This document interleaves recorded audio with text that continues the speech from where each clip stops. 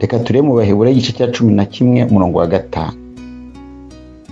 Kwizera niko kwatumye Henoki yimirirwa mu ijuru ngo adapfa, kandi ntiyaboneka kuko Imana yamwimuye, kuko yahamijwe atarimurwa yuko yanejeje Imana.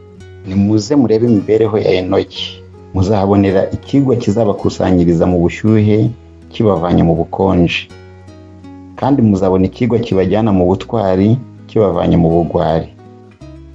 Uzaba witeguye kwihanganira amagorwa, ubushyamirane ndetse no gusebywa nk'uko yabyihanganiye.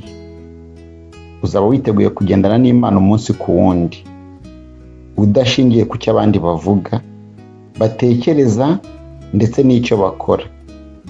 Imana iguhire, ndabizi ko ushaka kuba umuneshi. Imana izabigufashamo umunsi ku wundi.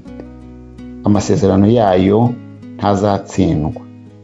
Azavugira mu ijwi ryawe akuyobore kukeneye ubufasha bwawe uwo mwanya. Araguhamagarira kureba ku mibereho ya Henoki. Fungura ijambo ry'Imana, nuko mu gutaka ndetse n'amarira usubiremo amasezerano y'Imana. Ndabizi ko ushaka kumuhamya. Aya magambo aboneka mu gitabo Imibereho ya Henoki, paje ya 4.